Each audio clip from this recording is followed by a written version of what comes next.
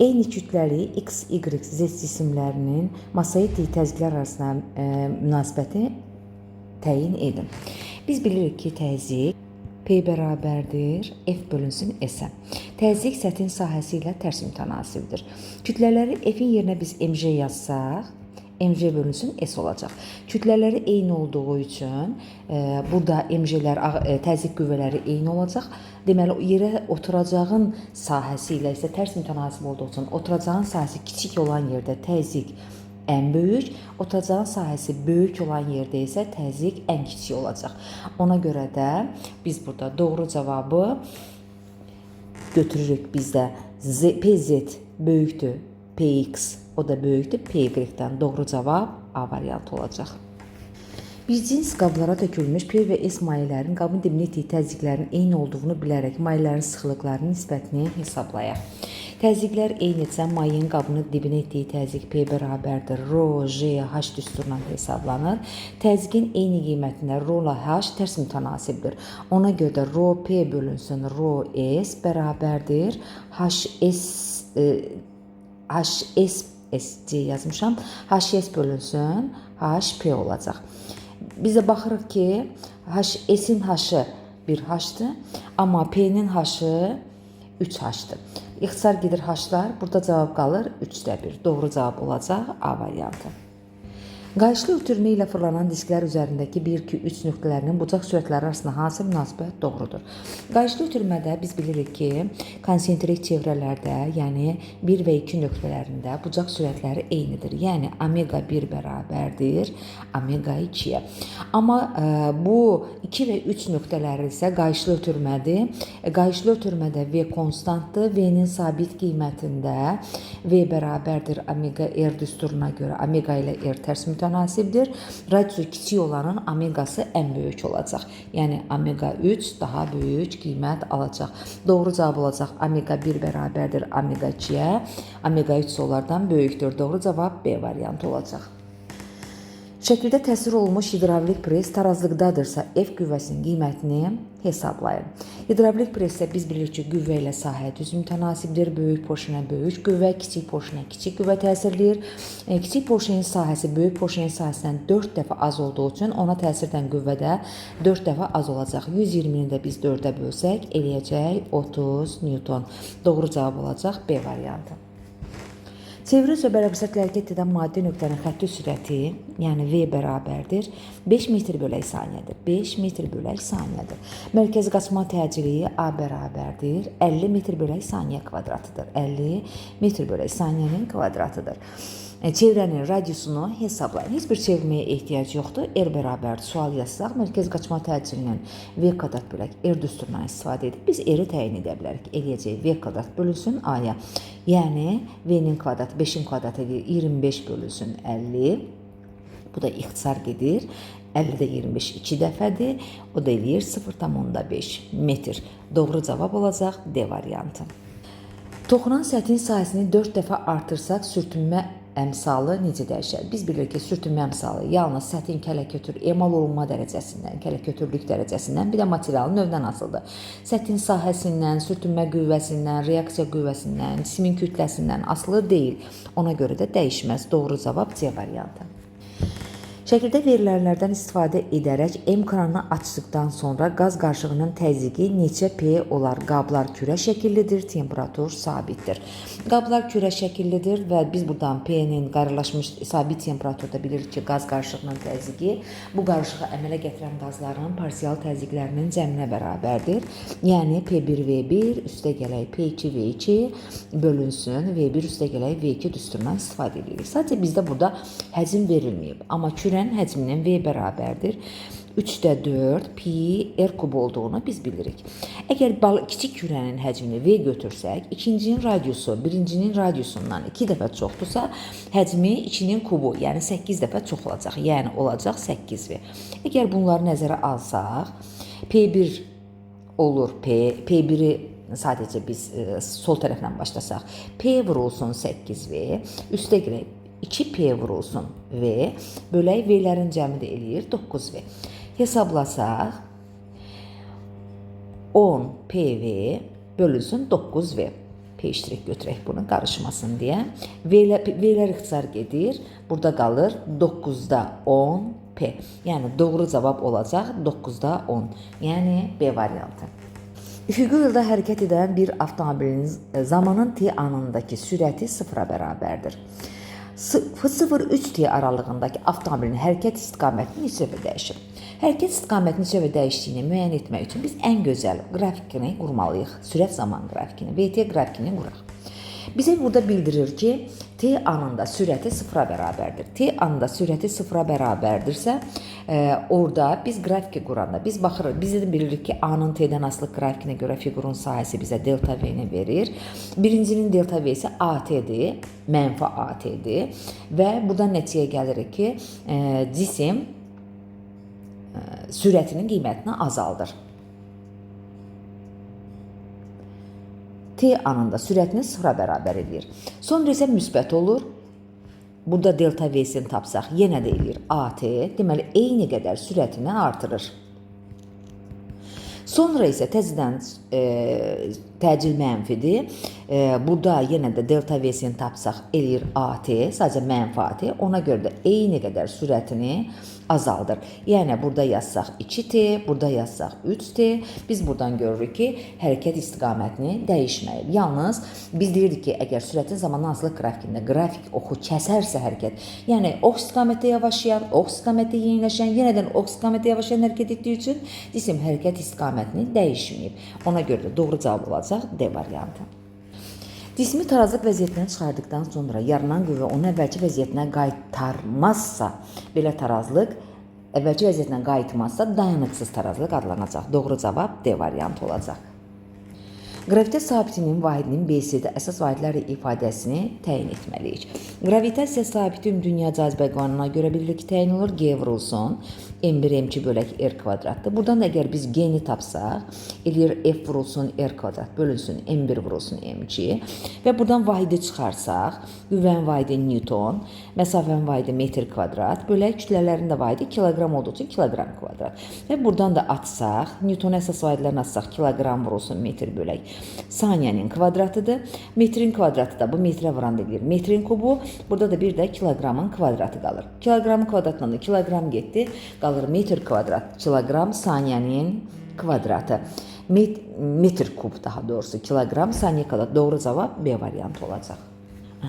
Cisim 10 Newton qüvvənin təsiri altında hərəkətə başlayır. Neçə saniyə sonra cismin sürəti 40 metr bölək saniyə olar. Sürtünməsiz yoldursa sürtünmə qüvvəsini 0 götürürük. Sükunətli olduğu üçün başlanğıc sürət 0-dır. Kütləni bizə verir 2 kiloqramdır. Təsirdən qüvvə 10 Newtondur və son sürətdə 40-dırsa T-ni bizdən istəyir. Newton ikinci qanuna görə F bərabərdir MA-dır. M, A-nın yerinə nə yazırıq? V çıxılsın, V sıfır bölünsün T-yə. Və başlanğıc sürət 0 olduğu üçün buradan da biz T-ni təyin eləyə bilərik. T də bərabərdir MV bölünsün F-ə. O da bərabərdir M 2 V 40 bölək F 10'dur. İxtisar gedir, qalır 8 saniyə sonra cavab, doğru cavab D variantıdır. Cisim bu qədər sürəti alar.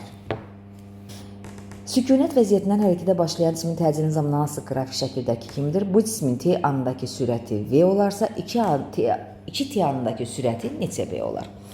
Yenə də başlanğıc sürət sıfıra bərabərdir. Hərəkətə başlayan təcilinin zamanı asılı qrafiki verilib. T andakı sürəti V'dir. Bizə məlumdur ki, delta V AT qrafikinə görə fiqurun sahəsidir. Bu hissədə delta V'si delta V bərabərdir AT-yə bərabərdir və delta V də V çıxılsın V0, yəni bərabərdir AT-yə. V0 da 0 olduğu üçün elə V bərabər imiş AT-yə. Yəni T andakı sürəti V'dir. V-ni biz AT-yə götürürük. 2t anındakı sürətini tapmaq üçün ümumi delta v-ni də tapmalıyıq. Birinci halda delta v-si AT-dir. Delta v1 bərabərdir AT. İkinci hissədə delta v2 isə bərabərdir. Bura 2a, amma bura t-dir. Yəni 2AT-dir. Ümumi delta V bərabər olur 3AT-yə və biz ümumi 0-2T aralığındakı delta V-ni tapsaq, Bir AT'ni V götürmüşüksə, burada olacaq 3V. Doğru cavab C variantı olacaq. V bölünsün nü ifadəsi hansı fiziki kəmiyyəti müəyyən edir? Nü tezlik, V sürətdir. V bölünsün, V bərabərdir lambda nü olduğu üçün lambda da bərabər olacaq burada V bölünsün nüyə. Ona görə də burada olacaq dalğa uzunluğu. Doğru cavab C variantı. Riyazi rəqqasdan asılmış yükün kütləsini 4 dəfə artırdıqda periodu necə dəyişəcək? Riyazi rəqqasın periodu T bərabərdir 2 pi kök altında L bölünsün J'dir. Riyazi rəqqasın periodu rəqqasın kütləsindən asılı deyil. Kütləsini 4 dəfə artırsaq da period, düsturda biz görürük ki, kütlə yoxdur. Ona görə də dəyişməz. Doğru cavab D variantı. Avtomobil AC yolunun AB hissəsini 10 saniyə, BC hissəsini 5 saniyə gedir. Avtomobilin AC yolunda orta sürətini hesablayın. V orta sürət nəyə bərabərdir? Ümumi yol, yəni S1 plus S2 bölək ümumi zaman T1 plus T2-yə. O da bərabərdir. S1-in üstünə S2 gələndə eləyir 600 metr. T1-in üstünə T2 də gələndə 10, bu da 5, 15 saniyə eləyir. Buradan da alırıq ki, 60-15-ə bölən 4 eləyir 40 metr bölək saniyə. Doğru cavab Y variantı. Oturacağının sahəsi S olan qapalı silindrik qabdakı mayestonun hündürlüyü 5 cm-dir. H bərabərdir 5 cm. O da bərabərdir 0,5 metrdir. Qabın dibinə edilən təzyiqi, mayının qabın dibinə etdiyi təzyiqi istəyir. Mayının qabın dibinə etdiyi təzyiqi rho JH-dır. Rho 700, J 10, H-daki 0,5 olduğundan 2 sıfırı burada apardı. 7-ni 5'ə vuran 35, onu da 10'a vuran da eləyəcək 350 Pascal. Doğru cavab A variantı. Bir mayının kütləsinin həcmindən asılılıq qrafiki verilmişdir. Hansı aralıqda mayının sıxlığı artar? Biz baxırıq ki, bir hissəsində kütlə də artıb, həcm də artıb. Burada sıxlığın artma haqqında söhbət etmək olmaz. İki hissəsində isə kütlə sabit qalıb, həcm azalıb, rho da bərabərdir M bölünsün V-yə. Kütlənin sabit qiymətə sıxlıq artıq, həcmin azalması hesabına artımı götürülür. Ona görə də yalnız iki hissəsinə düşəcək. Doğru cavab B variantı. Üfüqi yolda sabit 30 metr bölək saniyə sürətlə hərəkət edən avtomobil tormozlanaraq 150 metr yol gedir. Yəni S bərabərdir 150 metr, V sıfır bərabərdir 30 metr bölək saniyə. Avtomobilin təcilini hesablayaq. A bərabər sual. Tormoz yolunu düsturuna görə S bərabərdir V sıfır kvadrat bölək 2A-ya, son sürət 0 olur dayanırdığı üçün tormozlanaraq bu qədər tormoz yolu gedib dayanır. Buradan da biz A-nı təyin etsək, A da bərabərdir V sıfır kvadrat bölək 2S olacaq. O da bərabərdir 900 bölünsün. İçində 150-yə vuranda 300. İxtisar gedir, cavab eləyir 3. Təcil olacaq 3. Cavab B variantı. İdeal qazın təzyiqinin molekuların orta kinetik enerjisindən asılı qrafiki verilmişdir. Hansı prosesdə qazın konsentrasiyasının təzyiqdən asılı qrafikinə uyğundur? Hansıdır yəni qrafik? Biz baxırıq ki, qrafikdə P, Y ilə düz mütənasib verib. Yəni P bərabərdir 3/2 NY düsturuna görə bu mütənasibliyi ortadır bu. Bu mütənasibi buradan görə bilərik. P bərabərdir 3/2 NY-yə. Deməli, təzyiq Y kinetiklə o vaxt düz mütənasib olur ki, konsentrasiya orada sabit qalsın. Konsentrasiyanın sabit olduğu aralıq bu aralıqdır. Lakin kinetik enerji artıbsa, o demək ki, orada temperatur da artıb, təzyiq də artıb. Ona görə doğru cavab olacaq 1-4. Cavab C variantı. Qapalı sistemdə müxtəlif temperaturlu X, Y, Z simlərinin istilik ötürülməsi şəkildə kimi təsvir olunub. Buna əsasən simlərin temperaturu arasındakı hansı münasibət doğru olacaq? Biz görürük ki, X-dan hər ikisinə həm Y-ə həm Z-ə istilik verilir. Amma Y-dən də Z-ə verilir. Deməli, hər birindən Z-ə doğru getdiyi üçün Z-in temperaturu ən kiçikdir, X-inki ən böyükdür. Ona görə də X ən böyük, sonra Y, sonra Z olacaq. Doğru cavab A variantı. Boşluqda hansı söz olmalıdır? Molekuların orta kinetik enerjisinin ölçüsüdür. Temperatur molekuların orta kinetik enerjisinin ölçüsüdür. Doğru cavab C variantı. Harada uyğunluq pozulmuşdur? Həcm menzurka ilə ölçülür, təzyiq manometrin ölçülür, təzyiq dinamometrin ölçülür. 3-də uyğunluq pozulub yanlışdır. Doğru cavab C variantı. X oxucu hərəkət edən avtomobilin hərəkət müddətinin birinci yarısındakı sürəti 30, hərəkət müddətinin birinci yarısında, yəni V1 bərabərdir 30, hərəkət müddətində orta sürət V orta bərabərdir 50 olarsa, hərəkət müddətinin ikinci yarısındakı sürəti istəyir. Biz bilir ki, orta sürət zamana görə orta sürəti tapanda o ədədi orta tapılır. Yəni V1 üstəgələk V2 bölünsə 2-dən istifadə olunur. V orta 50-dir, V1 30-dur, üstəgələk V2 bölək 2 olacaq. Alırıq ki, 100 bərabərdir 30 üstəgələk V2-yə. Buradan da alırıq ki, V2 bərabərdir 70-ə. Doğru cavab 70 olacaq. Mühərrikin gücü 200 watt, verilənləri yazsaq N bərabərdir 200 watt. Mühərrikin gücü 200 watt olan digər mühərriklə əvəz etdikdə eyni zaman müddətində T konstant görülən iş 5 dəfə artdı. Yəni A2 bərabər oldu 5 A1-ə. Əvvəlki gücü bizdən istəyir. N1 bərabərdir sual. Deməli 200 watt olan mühərriklə əvəz etdikdə iş 5 dəfə artıbsa, onda güc də 5 dəfə artıb. Yəni N2 bərabərdir 5 N1 olacaq. Əgər biz buradan N1-i təyin etmək istəsək, N2-ni 5-ə bölürük. N2 200-dür, 5-ə böləndə eləyəcək 40 watt. Yüklər sistemi sürtünməsiz hərəkət edir. Sistemin təcilini hesablayın. A bərabərdir, tərpənməz blokdur. Tərpənməz blokda təcil M2 minus M1 bölək M2 üstəgələk M1 vurulsun J düsturundan hesablanır. Hesablasaq 6 çıxılsın 4 bölək 6 üstəgələk 4 vuraq 10 olacaq. Onlar ixtisar gedir, qalır 2 metr bölək saniyənin kvadratı. Doğru cavab olacaq 2. Şəkildə təsvir olunduğu kimi F qüvvəsi təsir etsə də cisim sükunətdə qalarsa, doğru olan ifadələri seçin.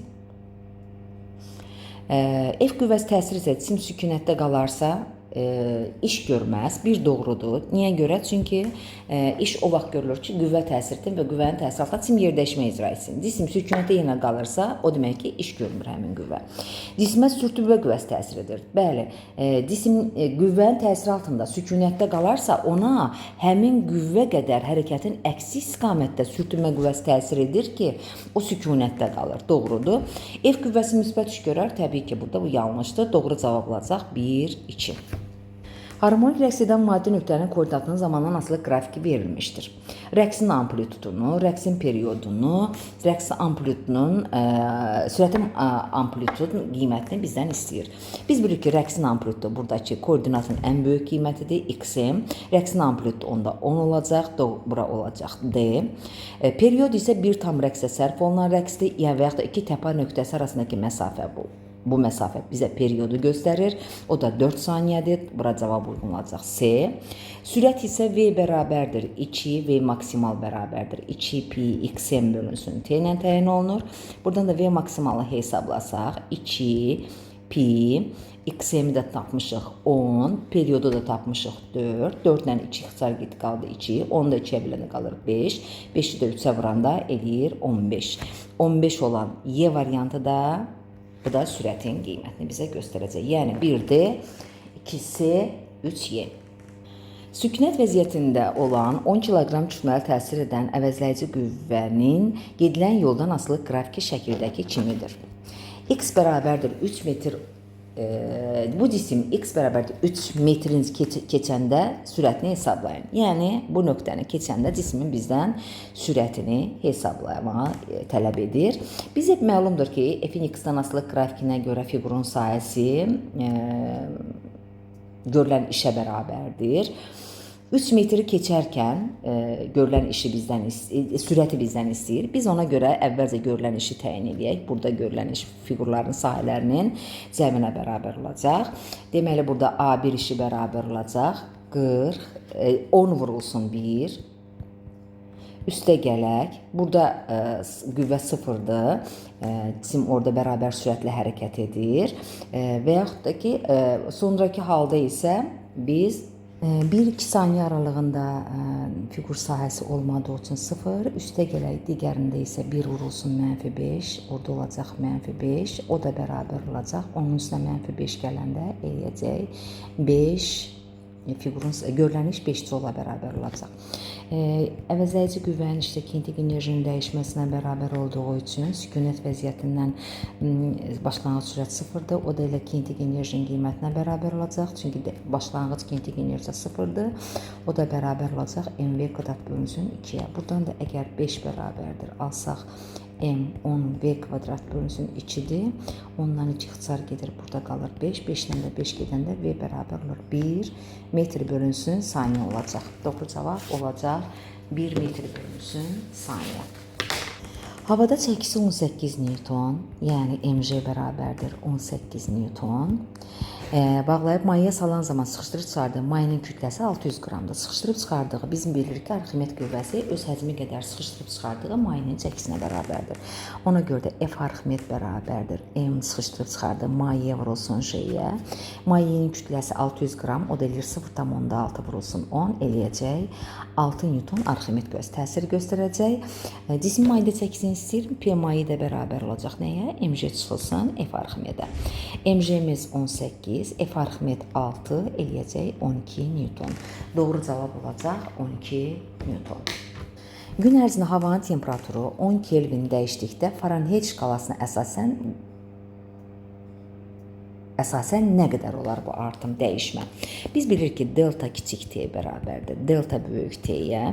Amma bunu da bilirik ki, delta t Fahrenheit-də bərabərdir 1,8 delta kiçik t-yə və yaxud da delta böyük t-yə. Deməli, 10 Kelvin dəyişirsə, delta t ilə də 10 dərəcə Celsi dəyişəcək. Ona görə də Fahrenheit-də 1,8 vurulsun 10, o deyəcək 18 dərəcə Fahrenheit dəyişəcək. Doğru cavab olacaq 18 dərəcə Fahrenheit.